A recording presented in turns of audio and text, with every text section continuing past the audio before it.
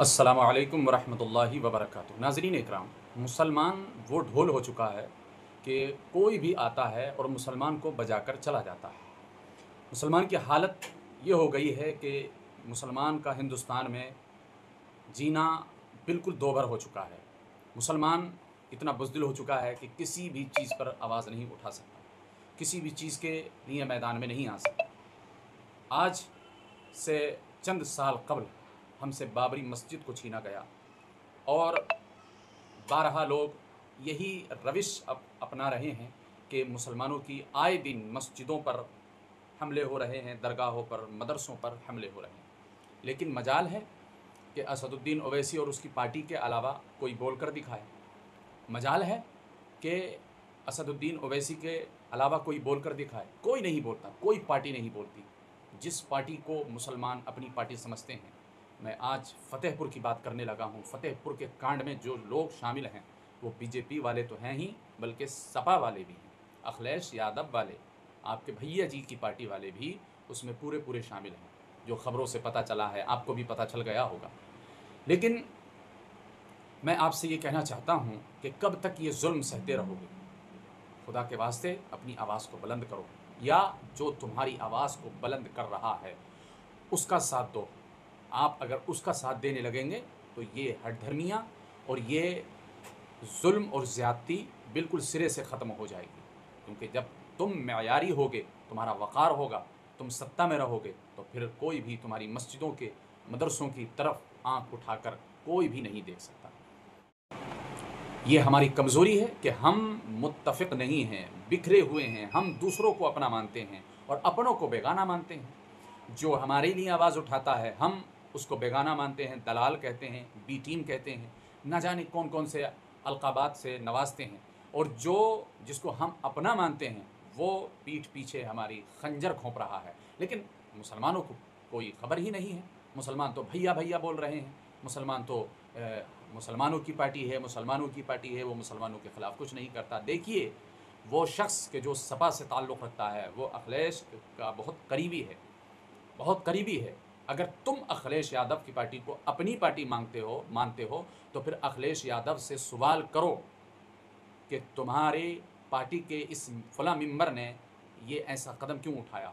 मकबरे पर किस तरीके से हमला किया गया, हज़ारों की तादाद में प्लानिंग के साथ में ये हमला होता है और वहाँ पर भगवा झंडा लहराया जाता है। ये तो नामुराद लोग हैं कि इनको बाद में पता चल रहा है कि वहाँ पर भी मंदिर था, वहाँ पर भी मंदिर था, क्योंकि इनकी कोई तारीख़ ही नहीं है। इनको सिर्फ़ और सिर्फ आवाम को भटकाना है। असल मकसद कुछ और है, इलेक्शन से जहन भटकाना है। असल मकसद कुछ और है दूसरे लोगों का। उस मकसद को ज़रा समझो। मुसलमानों, ज़रा अपनी गैरत को ज़िंदा करो, अपनी गैरत को जगाओ कि तुम जिसके ख़िलाफ़ खड़े हो वो तुम्हारा अपना है और जिसको तुम अपना भाई समझ रहे हो वो तुम्हारा गैर है। असदुद्दीन ओवैसी ने जो काम करने का था उन्होंने किया। उन्होंने जवाब मांगा योगी आदित्यनाथ से कि क्या उन पर लाठीचार्ज नहीं होगी, कि जो मकबरे पर हमला कर रहे हैं, जो मकबरे को मंदिर बता रहे हैं, भगवा झंडा लहरा रहे हैं, क्या उन पर कोई कार्रवाई नहीं होगी। कहाँ गया वो यूपी का बुलडोज़र, कहाँ गया वो उत्तर प्रदेश का बुलडोज़र। आज क्यों नहीं उनके घरों को तोड़ा गया। हज़ारों की तादाद में वहाँ लोग पहुँचते हैं, पुलिस भी काबू नहीं कर पाती है ऐसे लोगों को। और अगर कहीं मुसलमान होते तो उन पर इल्ज़ाम लगा दिए जाते, अब तक उनके घरों को तोड़ दिया गया होता, उनको जेलों में डाल दिया गया होता, उनके ऊपर जुल्म और ज़्यादती के पहाड़ तोड़ दिए गए होते। लेकिन अभी तक किसी पर कुछ भी एक्शन नहीं, कुछ भी नहीं है। लेकिन क्यों नहीं है, इसकी बड़ी वजह यह है कि मुसलमान सिर्फ़ और सिर्फ देख रहा है, मुसलमान सिर्फ़ और सिर्फ सुन रहा है, उस पर एक्शन नहीं ले रहा है। जिस दिन एक्शन लेना शुरू करेगा मुसलमान, जिस दिन जागेगा मुसलमान, अभी तो न जाने कौन सी नींद में सोया हुआ है, जिस दिन जागेगा उसी दिन इनक़िलाब पैदा होगा।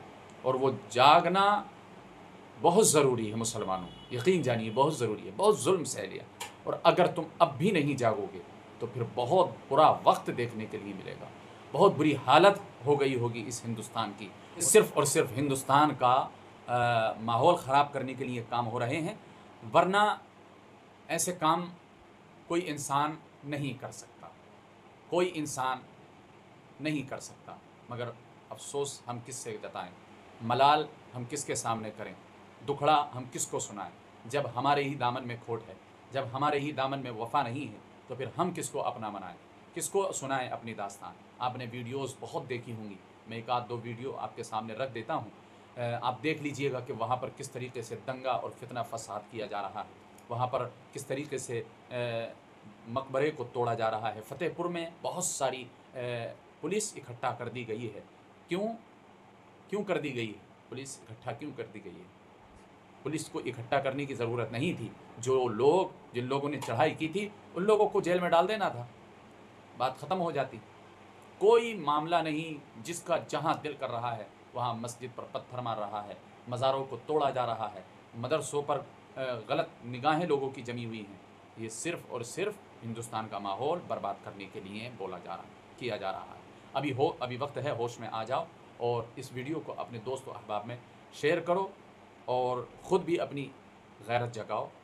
آپ بھی اگر سوشل میڈیا سے تعلق رکھتے ہیں، یوز کرتے ہیں سوشل میڈیا کو، تو آواز اٹھاؤ، ٹویٹ کرو، پوسٹیں کرو کہ مسلمانوں پر کس طریقے کا اتیاچار کیا جا رہا ہے، کس طریقے کا ظلم کیا جا رہا ہے، مسلمانوں کی نشانیوں کو کس طریقے سے گمنام کرنے کی ناپاک کوشش کی جا رہی ہے۔